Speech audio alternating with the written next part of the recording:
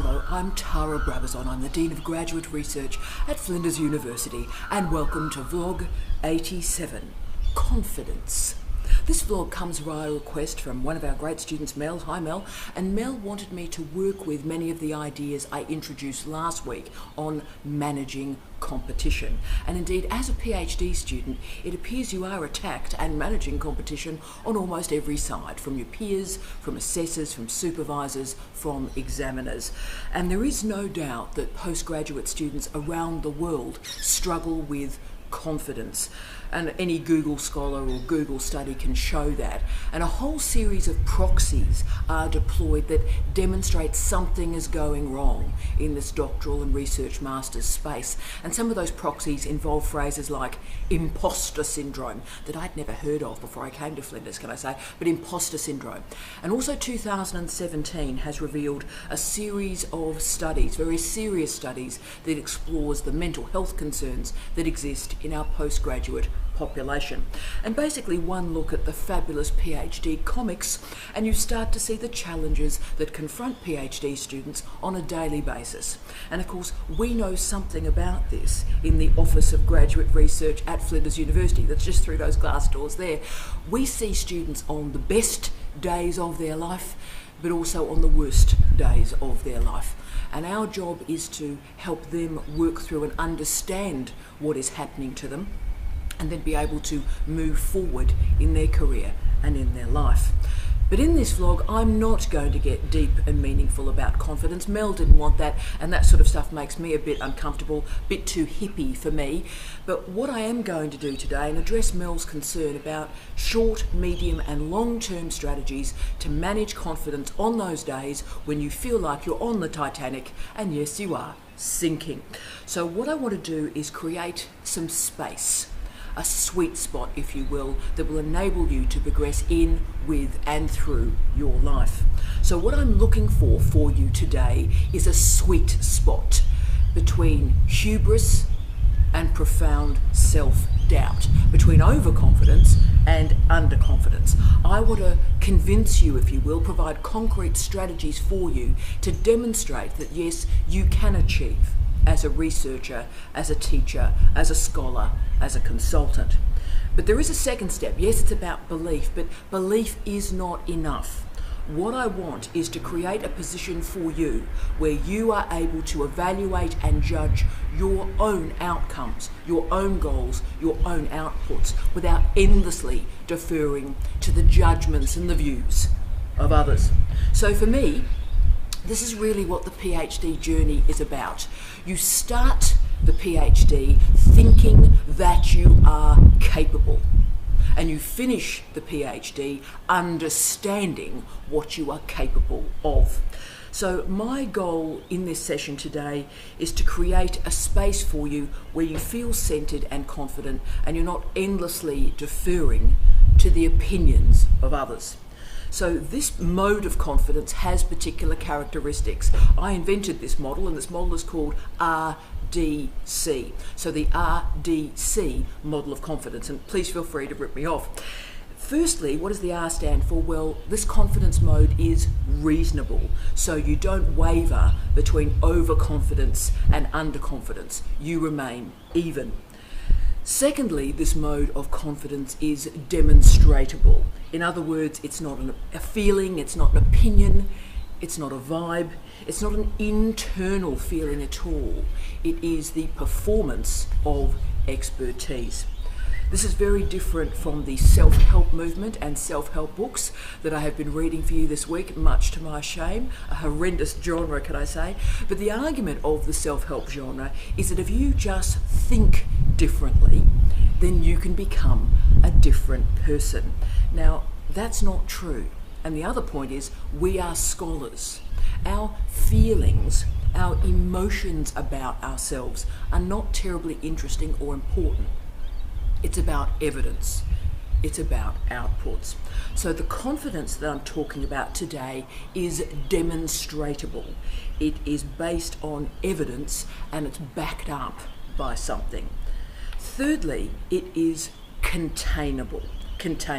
So you judge your expertise on the basis of your particular competencies. So it's based on how you consider yourself, not endlessly moving out to the opinions of others. So it is containable, reasonable, demonstratable, and containable. That is the model of confidence that we're talking about today. So this means that you know you are competent because there is evidence that demonstrates that you are. So right, there's some definitions for you to think about and consider how you can develop a pretty stable, centered mode of confidence. And as you can see, my argument is confidence is built. You build it. It doesn't simply exist in the air. So don't isolate yourself. Reach out for other people to enable that confidence. Now, I'm not talking about dial a crowd here at all. What I want for all of you is that you select 2 or 3 or 5 people who you can trust completely. Now, they may or may not be your supervisors. They're certainly not my supervisors, can I say, but 2, 3, 5 people who, through your career, will offer you concrete advice. And the important thing about this group is that they don't gain anything from offering you that advice. So they don't have that self-interest in your development. They're simply offering you advice because they're very experienced, they know what they're doing, and they care for you. And that's a very, very precious group of people. I have a group of people like that. I've had them since my mid-20s, and I still, to this day, in fact, I used the expertise of one of my group last week for a big decision that I have to make. So that group is very precious. Also, do listen to feedback. Now, the caveats to my statement there are 80% of feedback that we receive in contemporary life is absolute nonsense, opinionated nonsense, and the other 20%, sadly, is crucial and probably integral to your development, but clothed in language that just makes me want to get a chainsaw and kill people. So when feedback is offered, firstly, ascertain if it is useful feedback. Pull out the content and try to remove the clothing of the emotion and the nasty stuff. Get the feedback, get the content, implement it, and don't get too worried about the emotional clothing in which it is dressed. And I always say the moment feedback gets personal, so it's about you, about how you look, about your boyfriend, about your girlfriend, about your partner, about your family, about your friends, the moment it gets personal, boom. Blanket and move out of there, okay? And these days, I'm so old, when people do this sort of stuff to me now, I call the behaviour out and go, you've just said this, that's inappropriate, don't do it to me, don't do it to anyone, and then I pack up my stuff and I leave. So it is important that we don't validate this type of behaviour, particularly in universities. But also there's a lot of stuff that is in your control when we're dealing with confidence, and I'm a big believer in working hard. Confidence is gained when you become better, smarter, and stronger. And every time somebody knocks you, and you're going to get knocks pretty well on a daily basis, every time someone knocks you, you make a decision to work harder, read more, learn more, think more, write more, become a better scholar. Get into a reading group, learn something, challenge yourself. And also remember, we're talking about actual accomplishments here. Remember all the things that you have done in your life and continue to improve, continue to learn. So what I want you to do is measure yourself against yourself. Know what you are good at and really enjoy that, know your strengths, but also be confident enough to recognize your weaknesses and come up with strategies to improve them. So you as a scholar, you as a worker, you as an intellectual, you will be known for your strengths. That's what will make you famous. But what is interesting, if you can work on those weaknesses, you add new strengths to your portfolio and you render yourself more employable. I can't tell you how many weaknesses I've had in my career, and I have many, but weaknesses in my career that I've worked on and then gained an expertise in that area, and at least a couple of my jobs I've gained from working on those areas of weakness.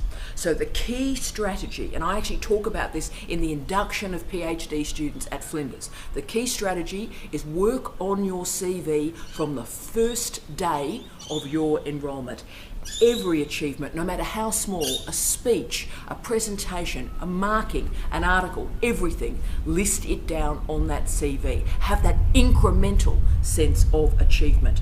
Because confidence is based on being verifiable.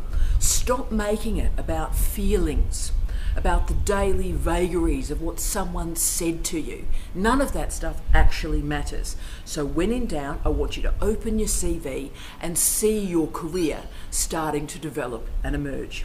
Also, if you can, apply for a series of prizes or awards. Doesn't matter how small, that'll give you that expertise to apply for grants later on, but give yourself the satisfaction of trying to achieve prizes and awards that are then verifiable of your accomplishments. The final key strategy I wanted to offer for you today is an important one, I think, and it is name your fear. Name your fear. So do ask yourself, what are you actually frightened of? What frightens you? And by naming it, you're controlling it and you're also managing it. So when I look at my career, and I'm going to tell you what my greatest fear is and what happened when I managed it, okay? So like most of us, my early career, I had those little jobs. So my first job was a year in Wellington, that was the contract. And then I went on to Viva Rock Vegas, the legendary Rockhampton at Central Queensland University for 18 months, and all of that was great. That's how your early career looks.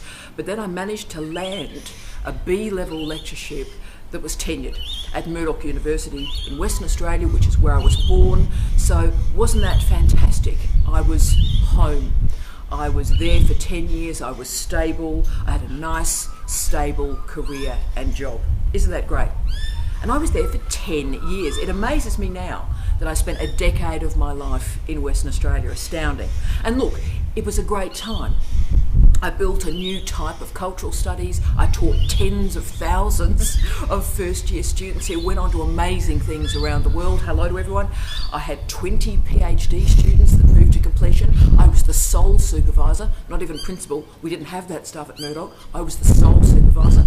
And those people have gone on to amazing careers that have changed knowledge. So it was an incredible time. Won national teaching awards, wrote 8 books, citizenship awards, fantastic stuff. Stable, nice. But my greatest fear was instability.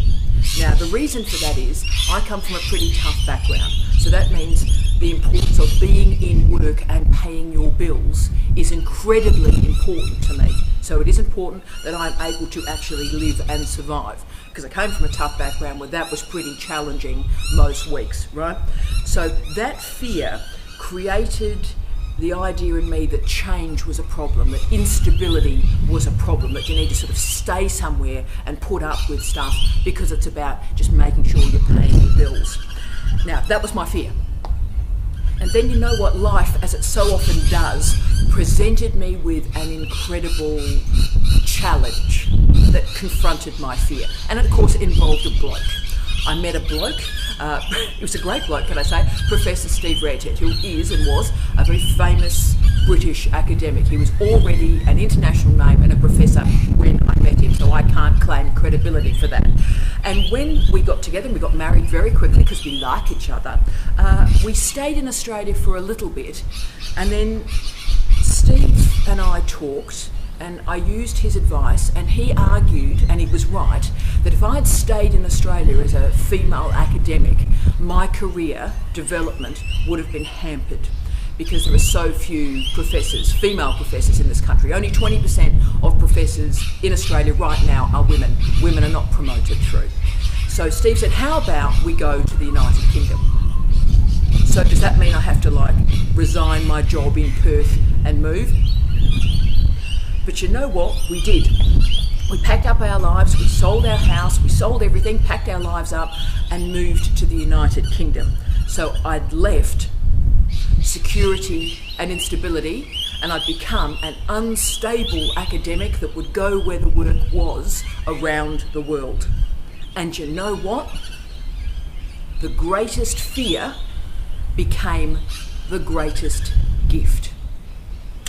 Because I suddenly landed in all these incredibly new places, and I taught the most amazing students. I worked with the most incredible staff that became incredible friends of mine that I know to this day. I learnt so much so quickly by throwing myself into a new environment and having to manage, having to survive, having to grow and transform and change and enable an institution. So my life has been absolutely amazing because I felt the fear and I did it anyway. I felt the fear and I did it anyway. And now, as an old lady, I know that I can work anywhere in the world tomorrow.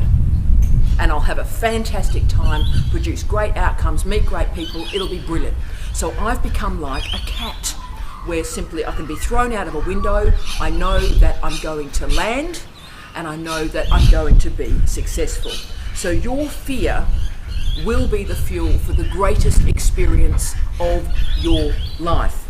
And if you confront that fear, you will gain incredible confidence, and the opportunities that you will gain, I can't even convey in language for you.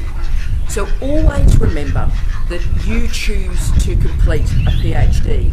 It is a rare and very, very precious opportunity. So whenever you're going, why am I doing this? Oh, I'm doing a PhD. Oh, isn't it a problem? You chose to do a PhD. So claim that. You chose to do a PhD, so enjoy it.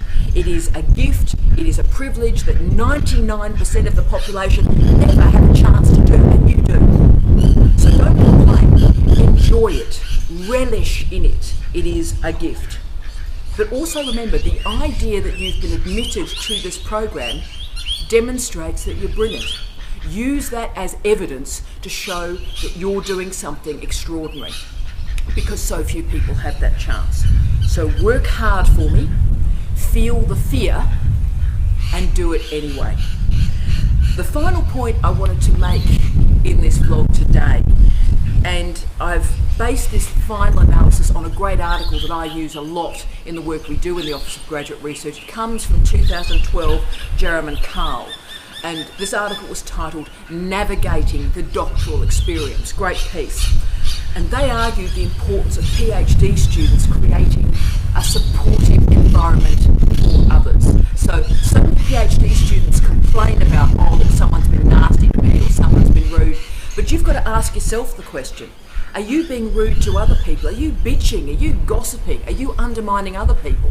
And if you are, then you are implicated in creating a toxic environment. Now, I know a lot about toxic environments and they make me incredibly upset. Why? Because one of the places I've worked in was so toxic, one of my colleagues killed himself. And not only did one of my colleagues kill himself, but 8 full professors, including me, 8 full professors left that toxic environment in a 6-month period. 8 professors left. Tenured full professors. So of course for the junior staff that were there, that were bitching and complaining and gossiping and so forth, they thought, oh, well, these people have gone. But the problem is the full professors, the famous people, had left, and now no one actually ever goes there. No one applies for the jobs, no one goes there, because it is known internationally as a toxic environment. So what I would ask is that you create on a daily basis the kind of culture that you want to live in. An empirical study in the year 2000, I think by Lovitz, that a lot of people cite and I use a lot, found that PhD students leave programs for 2 reasons: stress and social isolation. So what I want you today to do is make a decision to be part of the solution rather than part of the problem. Maintain an evidence-driven approach to your career, and approach your analog and digital lives through the creation of compassion and kindness. So I really want to thank Mel for this suggestion. It was a powerful one that confronted me to really think about, right, well, what is confidence that is useful for you? And I wouldn't have gone here without that suggestion, Mel, so thank you. And I hope it's been useful. From a rather windy and very interesting early morning at Flinders, I wish you love, light and peace. See you out.